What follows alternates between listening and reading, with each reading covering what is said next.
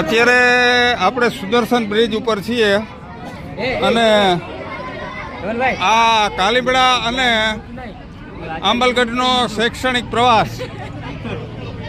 તો કાલીબડા પ્રાથમિક શાળાના હોનહાર શિક્ષક ધવલભાઈ સોત્રીય, એમને આપણે પૂછીએ કે મોદી સાહેબનું આ કામ કેવું લાગ્યું તમને?